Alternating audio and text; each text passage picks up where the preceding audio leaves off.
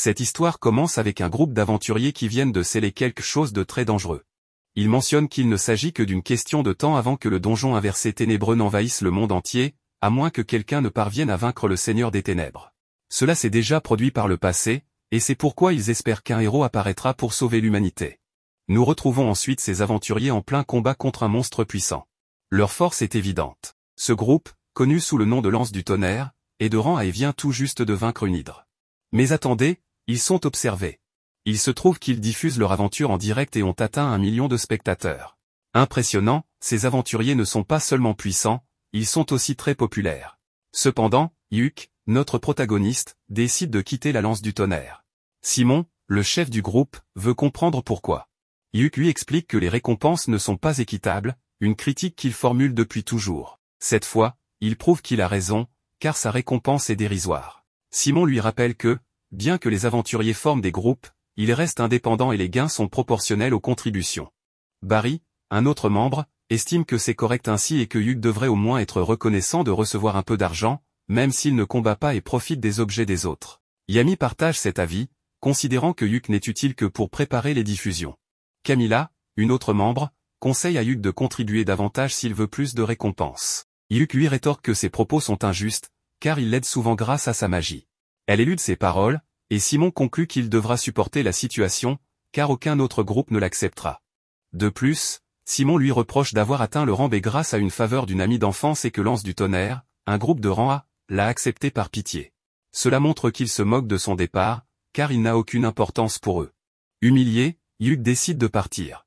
Le chef lui laisse une dernière chance de revenir sur sa décision, mais Yuk reste ferme. Nous découvrons alors la ville de Clovey, surnommée la Cité des Aventuriers. C'est une ville prospère, dotée de nombreuses avancées technologiques. Au sein du guilde, Yuk rencontre la réceptionniste nommée Mamar. Yuk lui annonce qu'il cherche un nouveau travail, ce qui la surprend, puisqu'il appartient normalement à son groupe habituel. Il lui explique qu'il a décidé de partir, ce qui ne choque pas Mamar, car, selon elle, il est courant que des tensions surviennent dans les groupes. Elle lui remet un formulaire à remplir. Nous apprenons alors que Yuk a 20 ans, qu'il est mage rouge et alchimiste de rang B. Il possède des talents comme l'amélioration des capacités, le soutien d'équipe et il est aussi un expert en montage de stream. Une femme, toute excitée de voir Yuk, l'appelle professeur. Il s'agit de Marina, qui a reçu des cours de la part du protagoniste par le passé. Marina est curieuse de savoir ce qu'il fait et, lorsque Yuk lui explique qu'il cherche un groupe, elle trouve cela parfait. Elle aimerait qu'il rejoigne le sien. Peu après, nous rencontrons les autres membres de son équipe, dont Silk, une mage élémentaire, et Ren, une prêtresse. Elles ont également été des élèves temporaires de Yuk. Les 3 femmes n'ont aucun problème à ce qu'il se joigne à elles. Toutefois, elles s'assurent qu'il est certain de vouloir rejoindre leur groupe, car elles sont un groupe débutant de rang D. Yuk répond que cela ne le dérange pas, car dans les groupes de rang plus élevés, les missions sont souvent compliquées et nécessitent l'utilisation d'artefacts coûteux. Il ne veut plus accumuler de dettes. Tout le monde est ravi de cette nouvelle collaboration, et ils acceptent une mission qui consiste à collecter des minerais dans un donjon abandonné ressemblant à une mine. Une fois à l'intérieur, Marina prend la tête du groupe, mais Yuk lui demande de lui laisser le rôle de leader. Marina est surprise, car, en tant qu'épéiste mage, elle est censée diriger lorsque ni voleur ni éclaireur ne sont présents. Yuk reconnaît son rôle, mais il explique qu'il dispose de certains outils très utiles, bien que simples, comme une lanterne détectrice qui utilise une huile spéciale pour révéler les pièges. Même si cette huile est chère, ce n'est pas un problème pour lui, car il peut la fabriquer en tant qu'alchimiste. Il demande ensuite à Marina de couvrir l'arrière-garde, juste au cas où. Tandis qu'ils avancent, Yuk pense brièvement à ses anciens compagnons, mais soudain, il détecte une menace dangereuse au fond du donjon. Il demande à tout le monde de se préparer à combattre. Il se retrouve face à des monstres appelés Bolgres. Les filles commencent l'attaque pendant que Yuk utilise ses sorts de soutien pour renforcer les attaques et la résistance physique de Marina, ce qui lui permet d'éliminer plusieurs ennemis. Les membres de l'équipe sont stupéfaits de voir Yuk lancer 3 sorts de soutien en même temps, et ce, sans même les incanter. Cela les impressionne encore davantage lorsqu'ils se souviennent de ses capacités. Après avoir terminé le premier étage du donjon, ils vérifient l'état de chaque membre, une étape essentielle dans l'exploration des donjons. Une fois assurés que tout le monde est en bonne condition, ils poursuivent leur chemin. Ils rencontrent bientôt des mineurs cadavériques en grand nombre. Ren commence à prier pour demander de l'aide divine, tandis que les autres préparent une attaque puissante pour les éliminer en un clin d'œil. Cependant, cette attaque consomme énormément de mana, et Yuk utilise une de ses capacités pour restaurer rapidement les réserves de Ren. Les autres sont stupéfaits, car la récupération de mana est une compétence très rare et exclusive aux mages rouges. Cette capacité est si prestigieuse qu'elle garantit une place dans des groupes de rang A. Malgré cela, Yuk reste modeste, expliquant que le plus difficile est simplement d'obtenir le grimoire et d'apprendre le sort. Enfin, Yuk utilise de l'eau bénite pour recouvrir les traces des morts vivants, empêchant ainsi qu'ils ne les poursuivent. Silk est surprise par l'utilisation d'étendues d'un matériau extrêmement coûteux par Yuk. Ce dernier explique qu'il le fabrique lui-même en purifiant les cendres laissées par les morts vivants après leur disparition, bien que cette tâche soit généralement réservée aux prêtres. Les filles, impressionnées par son savoir, se réjouissent de l'avoir dans leur groupe. Yuk leur propose même d'apprendre tout ce qu'il sait, ce qui les rend encore plus heureuses.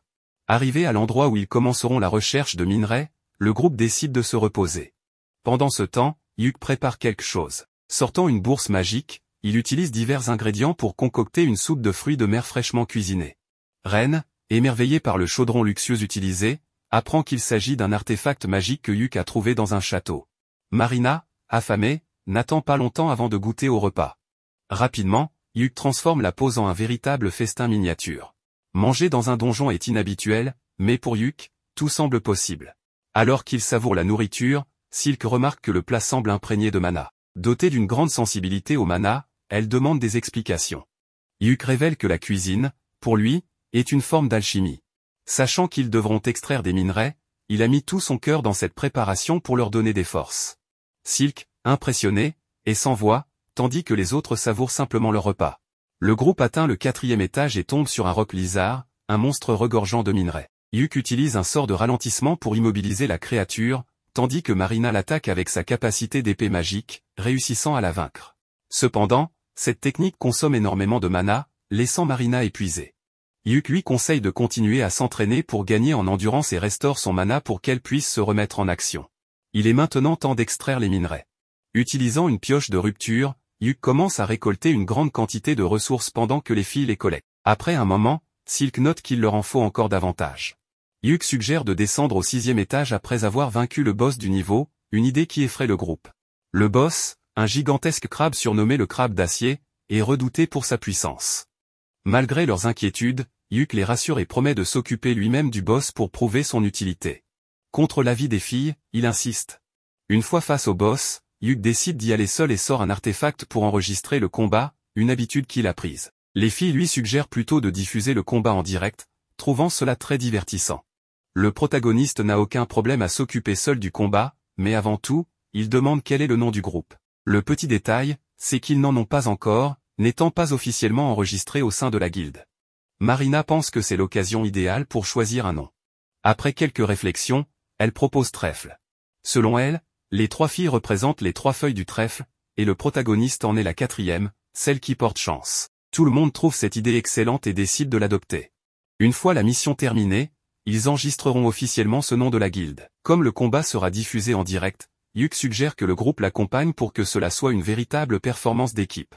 Cependant, les filles estiment qu'il peut gérer cela seul. Après avoir activé son bouclier protecteur, Yuk commande à son artefact de commencer la diffusion en direct. Il ouvre la porte et fait face au redoutable crabe d'acier. Le combat commence avec le monstre attaquant violemment, mais Yuk esquive avec aisance. Il enchaîne rapidement une série de sorts, ralentissement, poison, paralysie, cécité et même un sort d'évanouissement, maîtrisant ainsi totalement le boss. Enfin, il utilise un puissant sort de gravité pour porter le coup fatal. Le crabe, complètement anéanti, ne représente plus une menace. La transmission terminée, Marina exulte de joie, incapable de contenir son excitation. Les filles, impressionnées, louent les capacités incroyables de Yuk. Elles se réjouissent aussi du fait qu'elles pourront vendre le crabe pour une somme importante, car Yuk l'a soigneusement rangé dans sa bourse magique pour le ramener aux guildes. Mais ce n'est pas tout, un coffre apparaît comme récompense pour avoir vaincu le boss. Il regorge de minerais précieux, bien plus que ce à quoi il s'attendait. Cette mission du groupe Trèfle ne pouvait pas mieux se terminer. Comme vous l'avez peut-être vu auparavant, le contenu à la mode actuellement concerne principalement les streams d'aventuriers ou les versions enregistrées et éditées sous forme de guides stratégiques. Certains préfèrent une approche plus détendue en cuisinant ou en fabriquant des potions dans des donjons. Ces streams génèrent énormément de publicité, ce qui pousse les compagnies à rechercher les groupes les plus prestigieux et les plus populaires. Vous savez, exactement comme cela fonctionne dans notre monde réel. En ce moment, les gens sont stupéfaits que le protagoniste ait vaincu le crabe d'acier sans bouger un seul doigt. Pendant leur voyage en carrosse, le protagoniste demande à tout le monde ce qu'il pense du nouveau membre du groupe, c'est-à-dire lui-même. Les filles sont clairement impressionnées et ravies de l'avoir comme compagnon. Il leur demande si cela ne leur semble pas étrange que leur ancien professeur ait soudainement rejoint leur groupe, mais elle n'y voit aucun problème. En fait, Silk propose qu'il devienne le chef du groupe, car il agit déjà comme tel et, de toute évidence, il est le plus puissant. Hyuk, cependant, pense ne pas mériter ce rôle, car il vient à peine de les rejoindre la veille. Mais les filles ont déjà décidé, il sera leur nouveau leader. Après avoir réfléchi quelques secondes, il finit par accepter, mais leur demande de lui dire immédiatement si elles ne sont pas satisfaites de son travail en tant que chef. Pendant ce temps, dans les ruines d'un certain château, au 4e étage, l'ancien groupe du protagoniste est en difficulté. Ils réalisent à quel point il leur était utile, même si cela ne leur semblait pas évident auparavant. Ils n'ont d'autre choix que de fuir. Jamie est blessée, et Camilla n'a plus de mana ni de potion pour la soigner, car c'était le protagoniste qui s'en occupait. Barry n'en a pas non plus, encore une fois parce que c'était le protagoniste qui les achetait. Cork, le nouveau venu, a une potion, mais il refuse de la donner à Simon, car il l'a achetée avec son propre argent. Après tout, le groupe lui avait dit que chacun devait se débrouiller seul. Cependant, face au danger mortel qui menace Jamie, Cork finit par céder. De l'autre côté, nous voyons le groupe Clové célébrer leur premier succès. Hyuk leur annonce qu'ils ont reçu une récompense pour avoir accompli leur mission. Bien que ce ne soit pas grand-chose, ils ont également gagné un bonus grâce au bon état du crabe d'acier. Hyuk demande à Silk comment les récompenses étaient réparties auparavant. Elle explique qu'elle gère l'argent et qu'ils ont un fonds commun pour économiser et acheter une maison, car passer de taverne en taverne n'est pas très pratique. Le protagoniste trouve ce système parfait et dit qu'il s'adaptera sans problème, puisque c'est dans l'intérêt du groupe. Pendant ce temps, Simon et les autres membres de l'ancien groupe discutent de leurs mésaventures et estiment qu'ils n'ont jamais été aussi mal en point.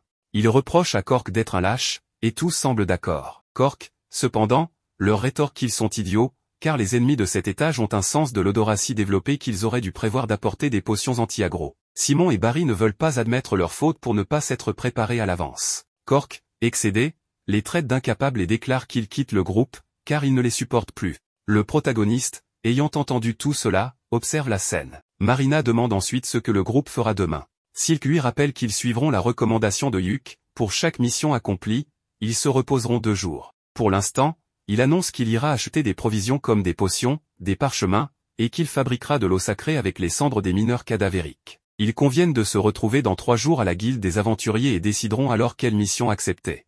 Cependant, un événement attire l'attention, on commence à diffuser la vidéo du combat de Hyuk contre le crabe d'acier. Elle devient virale. Ce qui est surprenant, c'est que les gens parlent très bien de lui et de son groupe. La vidéo génère énormément de vues. Les 2 présentateurs sont enthousiasmés par le fait qu'un mage rouge ait accompli une telle prouesse. Ils annoncent que le groupe s'appelle Clové et espèrent qu'il insufflera un vent de fraîcheur dans le monde des aventuriers. Cela ne plaît évidemment pas à l'ancien groupe du protagoniste, et les critiques ne tardent pas. Ils pensent que Hyuk s'est joint à un groupe de bas niveau juste pour briller. Malgré cela, Clové célèbre le début prometteur de leur nouvelle aventure, et Hyuk ne peut retenir quelques larmes de bonheur. Cependant, un certain individu semble très mécontent du comportement du protagoniste. Le lendemain, notre protagoniste se trouve à la guilde des aventuriers et s'adresse à Mamar. Il lui demande une mission qui offrirait beaucoup d'expérience et une bonne récompense pour 3 débutantes. Mamar trouve qu'il en demande trop, mais le protagoniste est convaincu que son groupe peut gérer des missions allant jusqu'au rang B. Elle lui propose alors une mission, récupérer des pierres dans une zone récemment occupée par une bête dangereuse. Il commence à y réfléchir, et c'est à ce moment que les filles arrivent. Il leur parle de la mission, et Marina, sans perdre une seconde, accepte. Mamar enregistre donc la mission. Le protagoniste leur demande 1 minute pour leur donner les détails, ce qu'il n'a pas eu le temps de faire puisque les filles ont accepté sans même l'écouter. Il explique que même si elles sont déjà allées dans la forêt d'Ordan, où se déroulera la mission, cette fois, une créature extrêmement dangereuse s'y trouve. Les filles ne s'attendaient pas à cela, mais elles affirment que ce n'est pas un problème, elles ont besoin d'expérience et d'argent. Elles sont persuadées qu'avec Hyuk à leur côté, tout se passera bien. Ils conviennent de se retrouver dans 1 heure. Entre-temps, Mamar donne le reçu de la mission à Hyuk. Elle avait tout orchestré pour que Clové accepte cette mission. La dernière mission de Clové a gagné énormément de popularité, et le public réclame plus de vidéos de leurs aventures. Le protagoniste n'a pas le choix, il décide de profiter de l'occasion pour accroître encore la popularité du groupe. Cependant, cet individu étrange continue de l'observer, visiblement très en colère, sans que l'on sache pourquoi. Alors que Hyuk se promène en ville, il remarque qu'il est suivi de manière flagrante. Malgré ses efforts pour échapper à son poursuivant, il finit par se retrouver face à lui. Cet homme, furieux, exige que Hyuk quitte le groupe Clové. Hyuk lui répond que cela n'a aucun sens, car il est actuellement le leader et n'a rejoint le groupe que 3 jours plus tôt. L'individu n'en revient pas et devient agressif, affirmant qu'il aurait dû être le vrai leader. Il commence à dire des choses insensées, comme quoi il l'a fait pour elle et qu'il mérite davantage cette place. Le protagoniste, pensant que cet homme est simplement ivre, utilise un sort pour le faire trébucher et le calmer. Pendant qu'ils se rendent sur leur mission, Silk explique que ce type s'appelle Bezio. C'est un individu qui a demandé à plusieurs reprises à rejoindre le groupe et qui, pire encore, croyait leur rendre service en le faisant. En résumé, c'est un personnage un peu fou et très lourd. Yuk raconte qu'il l'a laissé dans la rue, mais qu'il le signalera à la guilde à leur retour de mission. Et si cet individu continue d'insister, il prendra des mesures plus sévères. Cette déclaration rend les filles heureuses, surtout Marina. Le protagoniste en profite pour lui offrir quelques bonbons. En examinant les détails de la mission, il découvre qu'ils auront besoin de 3 pierres de la cascade de Yomom, qui devrait se trouver sur la rive du lac. Mais un obstacle se dresse devant eux, une créature dangereuse, probablement un ours, un cerf-loup ou même un sanglier, des animaux typiques des forêts. Yuk demande si elles ont déjà été dans cette forêt, et elles répondent que oui, mais qu'à l'époque, il n'y avait aucun animal dans la zone. Cette révélation alerte le protagoniste, car cette forêt devrait normalement être pleine de vie. Cela signifie qu'elles ont eu beaucoup de chance, la créature était probablement déjà là, mais elles ne l'ont simplement pas croisée. Le protagoniste décide alors d'utiliser son caméra pour enregistrer tout l'affrontement avec la bête. Même en cas de fuite, tout sera capturé. Ren demande pourquoi faire cela, et il explique qu'il est essentiel d'identifier la créature en premier lieu. Si le groupe est en danger, la guilde observera tout et enverra des renforts. Et s'ils réussissent à vaincre la bête, la vidéo servira de preuve pour réclamer leur récompense. Ils arrivent finalement à la forêt, près du lac. Yuk explique clairement que si les choses tournent mal, il ne faut pas hésiter à fuir rapidement. Ils commencent alors à enregistrer, lançant officiellement leur mission. Marina demande si elle doit aller en première ligne, car ce n'était pas le cas dans la précédente aventure. Yuk lui répond que ce n'est pas nécessaire, car il n'y a pas de piège ici, et les créatures attaquent généralement par derrière. Silk s'inquiète pour Yuk, mais il la rassure en précisant qu'il porte une armure magique qu'il a trouvée dans un donjon il y a quelque temps. Cette armure lui offre une grande protection, si bien qu'il ne sera pas facile de le mettre hors de combat. Ren confirme qu'elle s'en doutait, il s'agit d'un habit de sorcier, un équipement qui non seulement offre beaucoup de défense, mais amplifie également la magie du porteur et aide à régénérer son mana. Encore une fois, il n'y a donc pas lieu de s'inquiéter si Yuk est en arrière-garde. Ils arrivent enfin à la cascade. Yuk ordonne à son caméra de commencer l'enregistrement. Et c'est alors que la bête fait son apparition. Il s'agit d'un Zarnag, une créature de très haut niveau qui habite dans les plaines du Nord ou dans des donjons d'une difficulté extrême. Cette créature est connue sous le nom de Roi du Nord et ne devrait absolument pas se trouver ici. Notre protagoniste est très inquiet, car il sait que son groupe n'a absolument pas le niveau pour affronter une telle bête. Il leur ordonne de s'enfuir immédiatement pendant qu'il retient la créature. Bien sûr, il espère que la guilde observe tout et enverra des renforts rapidement. La situation est si grave qu'il demande à Silk de prendre sa place comme leader, car il n'est pas sûr de s'en sortir indemne. Marina, cependant, refuse de fuir. Elle suggère que si Yuk peut distraire le Zarnag, toutes ensemble pourront en profiter pour le vaincre. Yuk n'est pas d'accord, considérant les risques trop élevés, mais voyant que les filles refusent de reculer, il n'a pas d'autre choix que d'accepter. Il active immédiatement un enchantement physique pour tout le groupe. Marina se lance alors à l'attaque. Comme on pouvait s'y attendre, ses efforts ne suffisent pas, et elle finit grièvement blessée par un coup du monstre. Yuk utilise alors plusieurs sorts, comme paralysie, ralentissement, poison, évanouissement et cécité, mais ceux-ci n'ont que très peu d'effet. Notre protagoniste commence à se demander si cette créature est un monstre unique ou si elle porte un nom spécifique. Mais la bataille continue, et il demande à Silk de lui accorder le plus de temps possible. Les filles donnent tout ce qu'elles ont, pendant que Yuk prépare un sort puissant. Il demande à Marina de reculer, et une fois prêt, il utilise sa compétence de niveau C, appelée missile prismatique.